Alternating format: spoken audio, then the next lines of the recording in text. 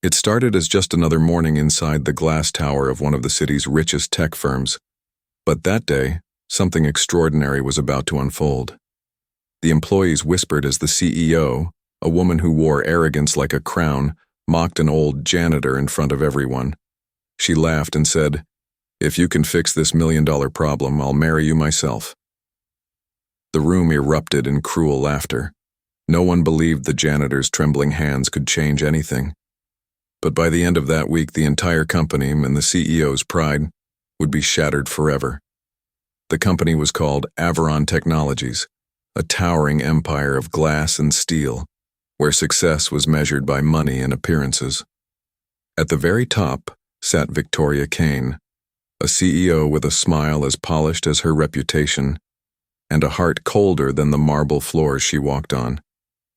Victoria was known for her brilliance and her ruthlessness. She had built her fortune through charm, manipulation, and an unshakable belief that some people were simply born better than others. To her, the world was divided into two kinds of people, those who mattered and those who didn't. One of those who didn't, at least in her eyes, was Mr. Samuel, the janitor. He was in his late 60s, with silver hair and calloused hands that told stories of decades of labor. Once, long ago, he had been an engineer in his homeland. But after migrating, no one would hire him for what he knew, only for what he could clean. Still, Samuel carried himself with quiet pride. He worked before sunrise and long after everyone had left, humming soft tunes to himself as he polished floors that would never reflect his name. Most employees barely noticed him. A few mocked him. Victoria didn't even know his full name. To her, he was just the help. But that week, Averon Technologies was collapsing from the inside. A software glitch had frozen their latest AI project, the one meant to secure a multi-million-dollar contract. Panic spread like wildfire. Meetings turned into shouting matches, deadlines vanished, and Victoria's composure cracked. During one heated confrontation, while engineers stammered excuses, Samuel quietly stepped in to clean a spill by the table. His presence irritated her, and that irritation turned cruel. That's when Victoria laughed, her voice dripping with arrogance. "If you can fix this, old man, I'll marry you myself." The room exploded in laughter, but within days, no one would be laughing anymore. The laughter echoed long after the meeting ended, clinging to the walls like poison.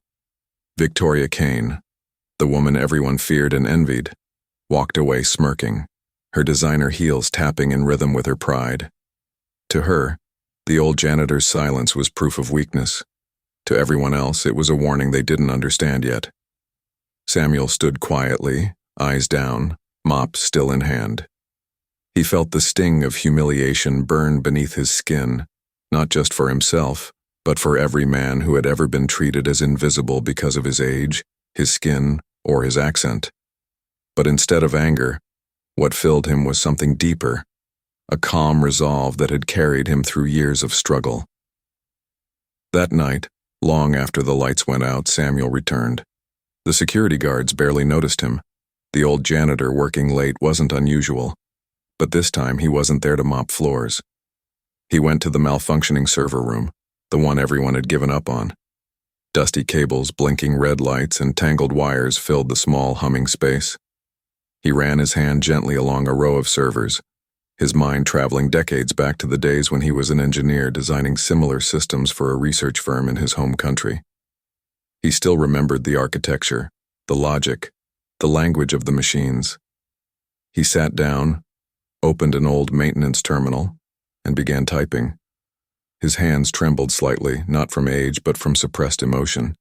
The problem the company's elite engineers couldn't solve had a simple root cause, one that any experienced mind could find if they looked beyond arrogance.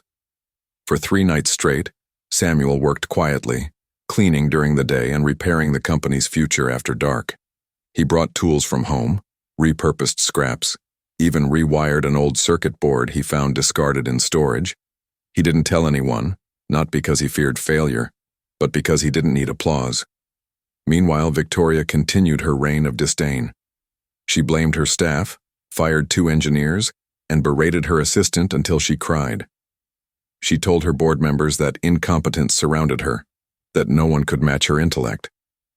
But when she came in one morning and saw the systems flicker to life, when the AI prototype booted successfully for the first time in weeks, silence fell across the entire floor. The engineers stared in disbelief. No one had fixed it. No one claimed to have fixed it. And then someone noticed the maintenance logs. The timestamps were late at night. Hours when the only person on site was the janitor. Rumors spread like wildfire. People whispered in the cafeteria, glancing nervously toward the quiet old man sweeping the hallway. Some laughed it off. Others began to wonder. When word finally reached Victoria, her pride hardened into fury. She refused to believe it. "Impossible," she said. "That man doesn't even know how to use a computer." But deep down, she felt something she hadn't in years. Fear. Not of losing her company, but of being wrong. Because if it was true, if that old janitor had done what her entire engineering team couldn't, her mockery would become her downfall. The next morning, the company buzzed with confusion. Everyone knew something extraordinary had happened. The system was fully restored, smoother than ever, even optimized beyond its original design. Investors were back on the phone, congratulating Victoria on the miracle. She smiled and accepted the praise, pretending she had orchestrated it all. But then came the email. It was from the IT department, sent to the entire company, including the board.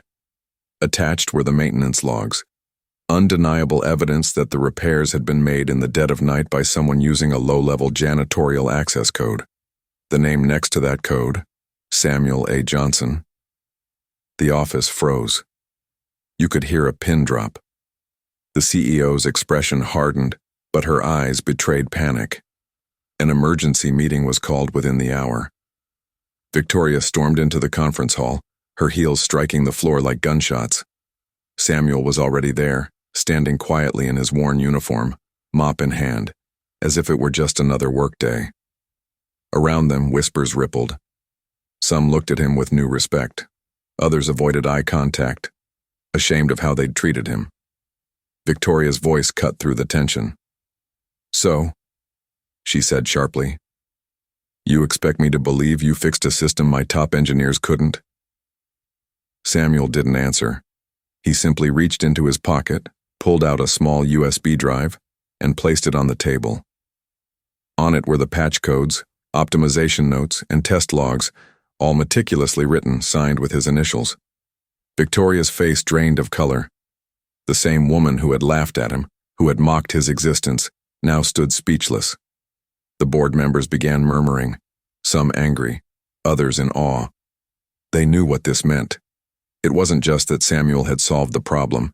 He had saved the company millions and rescued their most valuable project. And then someone from the back of the room whispered it, the line that hung in the air like thunder. "Didn't she say she'd marry him if he fixed it?" Laughter erupted, not cruel this time, but stunned and poetic. Victoria's own words had turned against her. For the first time in her career, Victoria Kane had nothing to say. The meeting ended in stunned silence. Victoria's once commanding presence seemed to fade beneath the weight of her own arrogance. For the first time, she looked small, not because she had lost control, but because she had been forced to face the truth. The board members approached Samuel one by one, shaking his hand, thanking him, awkwardly at first, then sincerely. The same people who once walked past him without a glance now saw him for who he truly was. Not a janitor, but a man of wisdom, humility, and quiet strength. Victoria avoided eye contact as Samuel picked up his mop and turned to leave. He didn't need her apology. His dignity had already spoken louder than her cruelty ever could. But just before walking out, he paused. He looked back at her, not with anger, but with calm grace. "Respect," he said softly, "doesn't come from titles. It comes from how you treat people when you think no one is watching." The room stayed still. Even the air felt heavier, as if the building itself understood the lesson it had witnessed. In the following weeks, the story spread beyond Averon Technologies. News outlets picked it up, calling it the janitor who saved a company. Samuel's quiet act of brilliance became a symbol of resilience, a reminder that intelligence and worth are not defined by uniform, accent, or skin color. Victoria took an extended leave. Some said she resigned. Others said she couldn't bear to walk the same halls where her arrogance had been undone by humility. As for Samuel, he finally retired, his reputation rewritten in gold.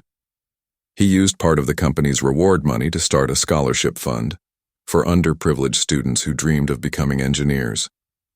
And every year, on the anniversary of that week, a single plaque was polished to a mirror shine in the Averon lobby. It read, "Greatness has no uniform."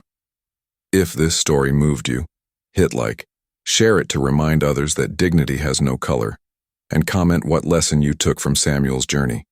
Because sometimes the ones we overlook the most are the ones carrying the wisdom we need the most.